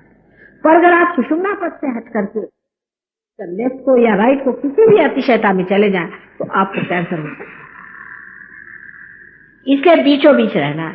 सहयोग में आने के बाद हजारों लोगों ने सिगरेट पीना एकदम से छोड़ा। उसी तरह से उनका गुरु तत्व ठीक हो गया, उन्होंने शराब वगैरह एकदम छोड़ा। अब जो विशुद्धि चक्र है उसकी विशेषता ये है कि विशुद्धि चक्र जब हमने गर्दन उठाई और जब हम मनुष्य बन गए, तभी विशुद्धि चक्र पूरी तरह से प्रादुर्भावित हुआ है। उससे पहले इसका जो काम था वो पूरा नहीं हुआ था। और अब जो है 16 इसकी कलाएं हैं। श्री कृष्ण को 16 कला कहते हैं। और उसी तरह से 16 इसके सब प्लेक्सस होते हैं। जिसका विशुद्धि चक्र ठीक होगा उसका मुख सुंदर होगा। उससे पहले इसका जो काम था वो पूरा नहीं हुआ और अब जो है 16 इसकी कला है। श्री कृष्ण को 16 कला कहते हैं और उसी तरह से 16 इसके सब प्लेक्सस होते हैं। जिसका विशुद्धि चक्र ठीक होगा उसका मुख सुंदर होगा, तेजस्वी होगा, उसकी आंखें तेजस्वी होंगी, उसके नाक नक्श तेजस्वी होंगे और उसके अंदर एक तरह का बहुत ही ज्यादा डिटैच सा भाव हो जाए, जैसे कि ड्रामा देख। उस आदमी के मुख पे लगेगा कि एक ड्रामा चल रहा है। एक पल में वो नाराज होगा, दूसरे पल में हंसता रहेगा, बस उसकी अटखेलियां चलती रहेंगी। जिसका विशुद्धि चक्र खराब हो जाता है उसकी शक्ल खराब जाती है। पहली बार अजीब सा विद्रुप सी शक्ल हो जाती है, उसकी शक्ल में अजीब से भयानक सा उसका शक्ल दिखाई देने लगता है, कभी डरावना था, कभी डरा हुआ था। अब हम लोग इससे ड्यूटी क्या क्या करते हैं ना लोग, उसके लिए धंधे कोई करने की जरूरत नहीं। आप अपना विशुद्धि चक्र ठीक कर लीजिए, आपकी शक्ल दुरुस्त हो जाएगी, बहुत शक्ल दुरुस्त हो जाएगी। और इसके अलावा जिसकी विशुद्धि चक्र की पकड़ हो जाती है उस आदमी का आवाज बहुत कर्कश या बिल्कुल धीमा या उसकी मधुरता वो खो पाएगा। तीसरी चीज यह है कि हमारे अंदर विशुद्धि चक्र की जो लेफ्ट साइड है, जिसे कि हम कह सकते हैं कि जो हमारे लेफ्ट साइड में विराजती है वो विष्णु माया है, माने श्री कृष्ण की बहन जो विष्णु माया थी वो। अब जब हमारे भाई बहन के रिश्ते खराब हो जाते हैं किसी भी माने में, तो ये चक्र खराब हो जाता है। जब भाई बहनों की कदर नहीं करता, अपनी बहनों को सताता है, तब भी ये चक्र खराब हो जाता है। लेकिन जब संसार में हम हर औरत की ओर गंदी नजर से देखते हैं और हमारे अंदर ये विचार नहीं रह जाता है हमारी बहन है, तब ये चक्र बहुत ही बुरी तरह से खराब हो जाता है। और जब लेफ्ट विशुद्धि खराब हो जाती है तब आदमी को लगता है कि मैंने बड़ी गलती करी, अंदर से उसको लगते रहता है, वो एक तरह से गिल्टी आदमी हो जाता है। और कभी कभी ये गिल्ट इतना बढ़ जाता है कि उसके हाथ से अनेक पाप होने लग जाते हैं, गिल्ट कॉम्प्लेक्स उसके अंदर आ जाता है। इसलिए सहयोग में इसका मंत्र है, अंग्रेजी पे कहते हैं आई एम नॉट गिल्टी, और हिंदी में कहते हैं कि माँ हमने कोई गलती नहीं करी जो तुम साफ नहीं करो। राइट साइड की जो विशुद्धि है ये विट्ठल रपाई माने जबकि कृष्ण राज्य कर रहे थे तब की। जब हम अपने राज्य में विराजते हैं, माने हमारा राज्य परमात्मा का राज्य हुआ, और जब परमात्मा के राज्य में हम विराजे हुए और तब भी हम भिखारी जैसे बक करते हैं और लोगों से रुपया मांगते हैं और पैसा मांगते हैं और उनकी चापलूसी करते हैं और उनके सामने अपनी ये पेशानी झुकाते हैं, तब राइट विशुद्धि पकड़ जाती है। जो आदमी अपनी पेशानी अपनी किसी गरज के लिए दूसरों के सामने झुकाता है या किसी भी नीच आदमी के सामने इसलिए झुकाता है कि उसी को वो गुरु और कुछ मानता है, उसकी राइट विशुद्धि पकड़ जाती है। और राइट विशुद्धि पकड़ने के नाते बहुत तरह के कॉम्प्लिकेशन होते हैं, विशेष करके कैंसर की बीमारी इसमें हो सकती है। इसलिए जो लोग चापलूसी में आकर के इसके पैर छू रहे, उसके पैर छू रहे, उसके ये कर रहे करते हैं, जान लें कि आखिर आपको परमात्मा के सिवा और किसी के सामने अपना सर नहीं झुकाना और किसी के सामने सर झुकाने की जरूरत भी क्या है और दे भी क्या सकता है। बहुत से लोग हमें कहते हैं कि वो संत साल से उनके हमने झुका, अधिकतर तो ढोंगी और भोंदू ही लोग हैं, नहीं तो 420 या दानव या राक्षसी हैं। अच्छा अगर ये नहीं हुए, समझ लीजिए एक साधु संत है वो भी पार है, समझ तो भी है तो इंसान, भगवान तो नहीं, अवतार तो नहीं है। जब तक कोई अवतार नहीं हो तो उसके सर झुकाने की क्या जरूरत है। तुम भी कल हो सकते हो पार और तुम भी कल संत हो सकते, लेकिन जो अवतार है उसके सामने सर झुकाना दूसरी बात है, तब सारे चक्र खुलते हैं। सिर्फ अवतार के सामने ही सर झुकाना चाहिए, वो दूसरी बात है कि अपने माँ बाप है उनके सामने सर झुकाओ, वो एक रोजमर्रा के एक व्यवहार है। उसकी बात दूसरी, माँ बाप के झुका लिए, शादी में गए तो सबके पैर छू लिए, बड़ों के पैर छू लिए, ये बात दूसरी की। एक बार वो कर लिया हो गया वो तो सम्मत, लेकिन हर बार जिसको देखिए कोई चले आ रहे हैं महाशय जी वो उधर से और कहा कि साहब ये तो मिनिस्टर साहब के यहाँ बिल्कुल उनके चमचे हैं, चले ये 4 चमचे उनके पीछे और पैर उन्हें।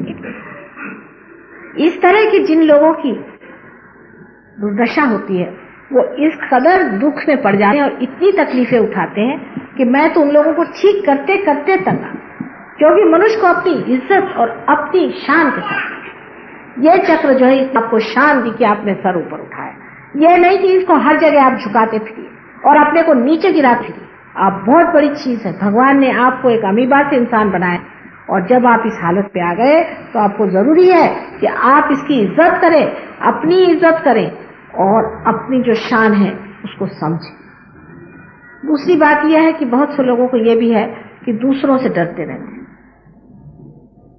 ये भी जो चक्र है इससे भी लेफ्ट की शुद्धि पकड़ सकते। जब आप किसी आदमी से डर जाएं, वास्तविक में आप बेकारी में डरे, तब आपकी लेफ्ट की शुद्धि पकड़ सकती है। विशुद्धि चक्र बहुत महत्वपूर्ण है और विशुद्धि चक्र के पकड़ने से अनेक तरह की बीमारियां आती है। बट सबसे खराब बात यह होती है कि आप पार भी हो जाते तो भी आपको वाइब्रेशंस नहीं आते, आपको महसूस नहीं होता। आपकी जितनी नर्व्स है, हाथ की मर जाती तो हाथ पे महसूस नहीं रहा और लोग कहते हैं कि माँ हमको अंदर तो महसूस हो रहा है पर हाथ में नहीं महसूस होता और इसलिए उनको परेशानी होती है। सबसे जो बड़ी खराबी विशुद्धि ये है, अगर आपने गलत मंत्र कहे हैं, आपने अगर किसी भी ऐसे आदमी से मंत्र लिए हैं जो अनधिकार है, जिसने आपको झूठे मंत्र दिए हैं, इन सब से आपकी लेफ्ट की शुद्धि पकड़ेगी। और इस लेफ्ट की शुद्धि का इलाज यही है कि उस मंत्र का जो है जागृत करा लें। अगर कोई मंत्र जागृत नहीं है तो उसको लिखना ही नहीं। और मंत्र जागृत तभी होता है जब कोई रियलाइज सोल आपको मंत्र बताए और वो भी निदान करके बताए कि आपकी कहाँ तकलीफ है, कौन सी तकलीफ है, किस जगह में कौन सा मंत्र कहना है। अगर वो बराबर से आपको बता सके तो आप उस मंत्र को कहें तो आपको मंत्र सिद्धि हो सकती।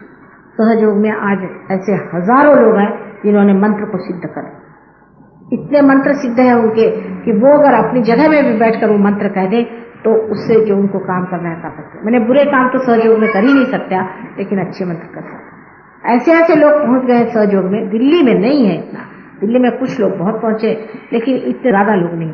और बाकी ऐसे मैंने बहुत से लोग देखे जिन्होंने मंत्रों को एकदम सिद्ध कर लिया और उस सिद्धता के लिए मंत्र पे मेहनत करनी पड़ती है, बैठ करके मंत्र करना पड़ते हैं, उस पर बोलना पड़ता है, अपने चक्रों पे ध्यान करना पड़ता है और उसकी सिद्धता हासिल करनी चाहिए। अगर किसी ने गणेश का मंत्र सिद्ध कर लिया है तो वो आदमी इतने कमाल कर सकता है जिसकी कोई हद नहीं। लेकिन अभी तक सहयोग में ऐसे बहुत थोड़े लोग हैं कि जो इस ओर ध्यान देते हैं और जिन्होंने भी ध्यान दिया। ऐसे मैंने बहुत से लोग देखे जिन्होंने मंत्र को इतने जल्दी सिद्ध कर लिया कि मुझे आश्चर्य होता है उनके एक ही मंत्र से कितना बड़ा कार्य हो जाता है। इसलिए मैं आपसे कहती हूँ कि अपने विशुद्धि चक्र को आप स्वच्छ रखें। विशुद्धि चक्र जो है ये विराट, कृष्ण विराट स्वरूप, अंत में कृष्ण विराट हो जाता है। सारा जो एवोल्यूशन है ये सिर्फ विष्णु शक्ति से होता है।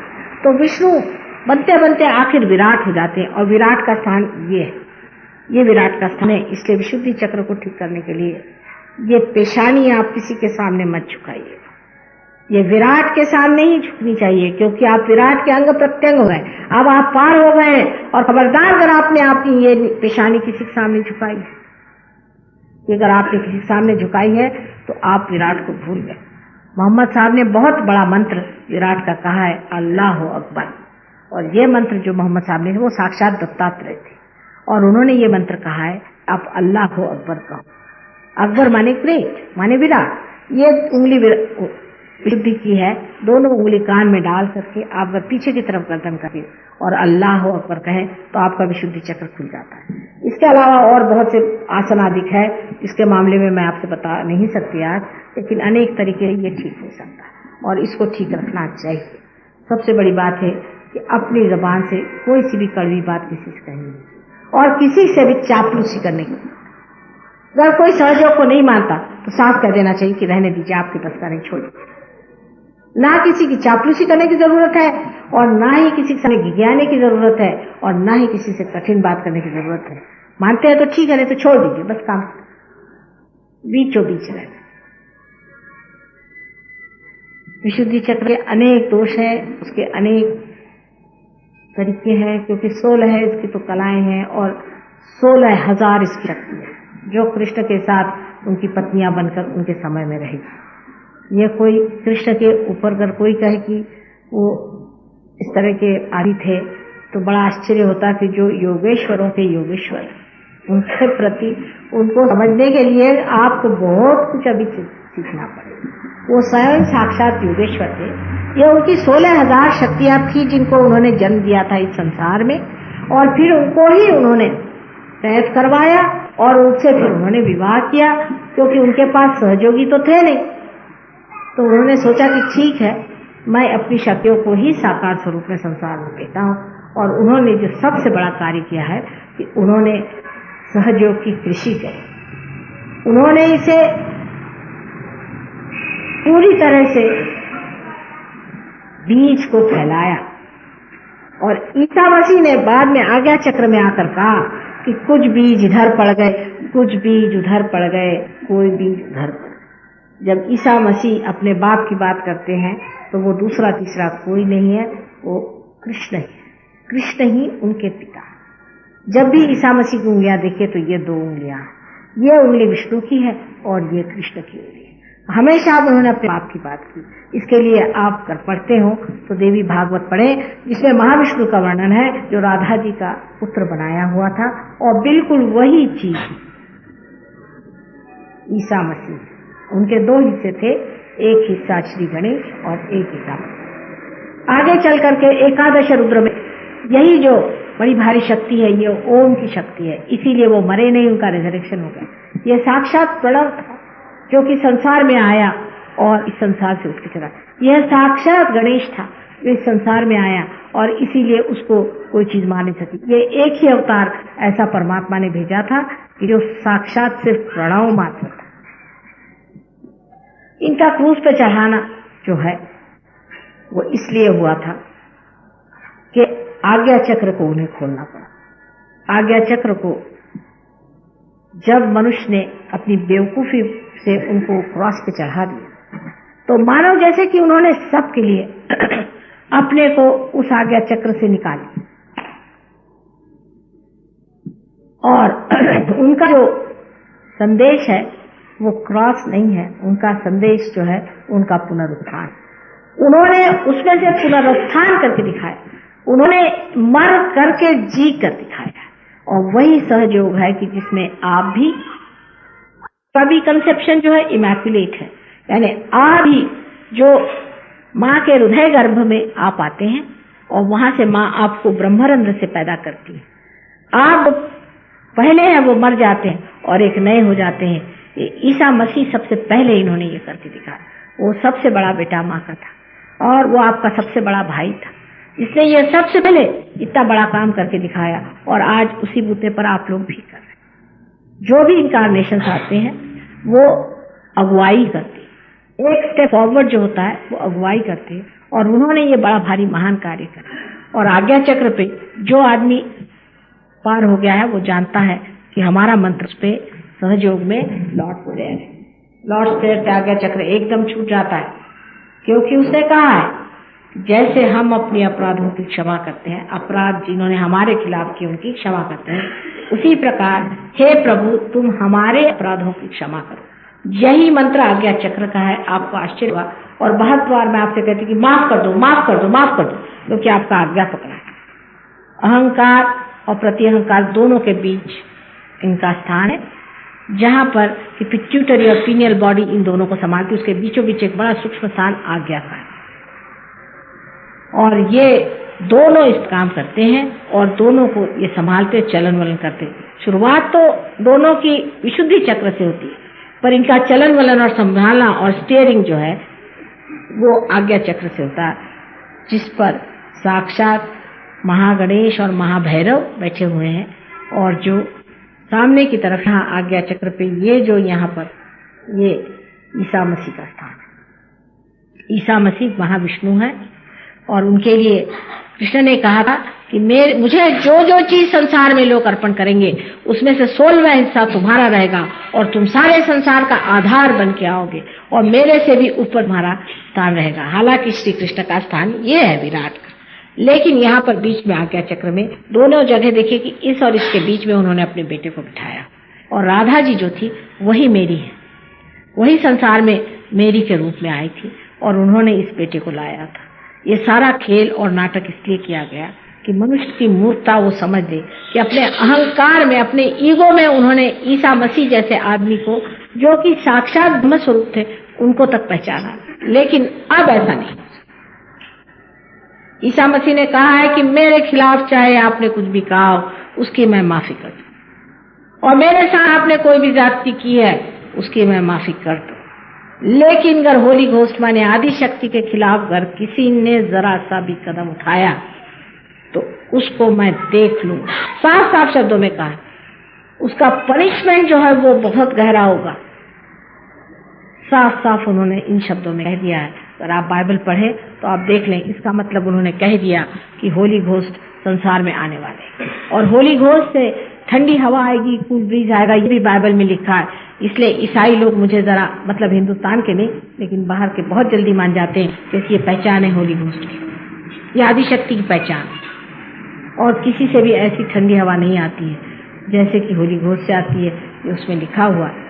लेकिन सबसे तो आश्चर्य है, वहां एक विलियम ब्लेक नाम का आदमी, जो कि एक बहुत बड़ा कवि 100 साल पहले हो चुका है, उसने यहाँ तक लिख दिया है कि हमारा आश्रम कहाँ रहेगा, लैम्बेथ वेल आश्रम रहेगा, जहाँ रूइंस में फाउंडेशन पड़ेंगे, जो सही बात है। और जहाँ मैं पहले लंदन में गई थी, जो जगह जहाँ मैं सरे हिल्स में रहती थी, वहां भी लिखा कि फर्स्ट बीकॉन्स विल बी लिट इन सरे हिल्स, और यहाँ तक लिखा है कि उनके जो प्यार के वाइब्रेशंस हैं वो सिन्यू जो है स्त्री के तरह हर जगह हर इस्तेमाल किया है। और इतनी बारीक चीज सहयोग की लिखी है। और सबसे बड़ी बात जो उन्होंने लिखी है वो ये कि सहयोग में लोग प्रॉफिट्स हो जाएंगे, माने प्रेषित होंगे, माने पार हो जाएंगे। जो भगवान के लोग हैं, मैन ऑफ गॉड, जो पार हो जाएंगे। और एक विशेष बात होगी कि ये लोग जो पार होंगे ये दूसरों को भी प्रॉफिट बनाएंगे। इसका सारा वर्णन उन्होंने दे दिया है। इसी तरह से बाइबल में भी जॉन के रेवलेशन में सहयोग के बारे में सब कुछ लिखा हुआ है। जो समझने वाले हैं उसे पार होने के बाद समझ सकते हैं। इस तरह की भविष्यवाणियां हर एक जगह हुई हैं। जो समझदार लोग हैं वो सब कुछ समझते हैं, लेकिन जो समझदार नहीं है उनके लिए काला अक्षर भैंस के सामने क्या होता है, वैसी ही बात है। उसी तरह की चीज है कि आदमी को समझ आने के लिए ही पार करना पड़ता है। जब तक आपके अंदर प्रकाश नहीं आया तो आप भी इस बात को नहीं समझ सकते। इसलिए पहले पार हो जाइए, तब आप समझेंगे और पूरी बात को आप जानेंगे। पार हुए बगैर कोई भी बात करना व्यर्थ जाएगा। अच्छा, अब बहुत टाइम हो गया है, अब आप पार हो जाइए। हो ही गए सब लोग। आप please put your hands towards me. कौन से दिन होता है आपका सेंटर यहाँ? पंची ऐसे पिचकी जहाँ की जैसे बिल्कुल बच गई हो, जैसे सर से इतने ऊपर कर, कपड़े से इतने बीच में, इस तरह से हुआ। और जैसे ही फिर उसमें चाबी चलाई तो गाड़ी फिर चल पड़ी।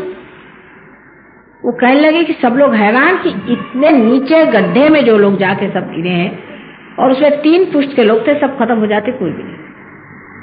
ऐसे अनेक एक्सीडेंट किए होंगे, लेकिन 2 लोग यहाँ पर संडे को नहीं आएंगे या मंडे को नहीं आएंगे, उनके लिए माता जी नहीं है।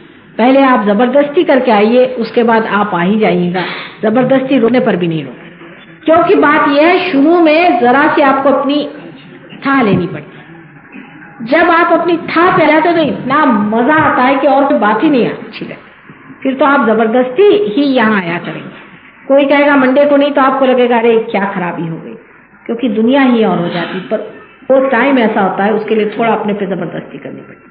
वो कृपया अपने पे जबरदस्ती करें, सहयोग में आए, सबसे मिले, आशीर्वादित हो, आपस में बातचीत करें। ये सब आपके भाई बहन वास्तविक है और ये बताएंगे कि आपकी पकड़ कहाँ आ रही, इनकी पकड़ कहाँ आ रही, और ये सब आपको समझा दें। और अब आप प्रकाश हो गए, आपके अंदर लाइट आ गई, आप भी दूसरों को दें। अपने भाई बहन, अपने रिश्तेदार, उनको बुलाइए, सबको बुलाइए। हमारे एक सहयोगी हैं मिस्टर प्रधान, उनके लड़के का, बड़े लड़के का लड़का मर गया। वो भी बड़ी बुरी तरह से एक टांकी पर गिर के मरा। तो उनसे लोगों ने कहा कि भाई माता जी ने कुछ नहीं किया इस लड़के के लिए। तो उन्होंने कहा कि साहब माता जी ने मेरा ठेका लिया है, इसका बाप कभी माता जी के पास नहीं गया और उस लड़का कभी नहीं गया। हालांकि वो मेरा ग्रैंडसन है, मेरे लिए बहुत दुख की बात है, लेकिन माता जी की बात मत कहो। मेरे सन ने तो कहा कि आप कुफी कर रहे हैं, आप कहाँ सहयोग में मरे जा रहे हैं, और ये लड़का तो कभी आता ही नहीं था, तो हंसता था माता जी। तो जब उन्होंने कभी उनका आश्रय ही नहीं लिया, आपने उनके लिए कुछ किया ही नहीं, तो आप क्यों चाहते कि उन्होंने क्या ठेका ले रखा हम हमारे सारे खाना का। और जबकि आज उनकी उम्र कोई 65 साल की है, 75 साल की है, और बड़े मेहनती आदमी और बड़े शरीफ आदमी। और सहज के लिए बहुत किया। लेकिन देखिए, आप अपने रिश्तेदार खाने पे बुलाते हैं, इस पे बुलाते हैं, उनको कहना आप सहयोग की मेजबानी पर आइए। थोड़े दिन को भोजन के लिए बुलाना पड़ेगा, लेकिन भोजन के सिवा आएंगे नहीं। भोजन के बाद भजन और भजन के बाद पार। कुछ न कुछ ऐसे तरीके लगा करके इनको पार करना पड़ता है। आसान नहीं है, हाथ में जल्दी नहीं आने वाले। जैसे मछली को पकड़ते हैं, ऐसे इन सहयोगियों को पकड़ना पड़ता है। इसलिए कोशिश करनी पड़ेगी। और तो भी बहुत से बेवकूफ छूट ही जाते हैं। इसलिए जो महा बेवकूफ है उनको छोड़ देना, उनको देखेंगे बाद में। लेकिन जो अक्लमंद है उनको समझाकर बुझाकर सहयोग में लिया। Raga Durga, please put your attention on heart. I think I don't have to say something about Raga Durga. The name is enough itself. Durga. Raga for the mother, which comes from your heart. Raga Durga.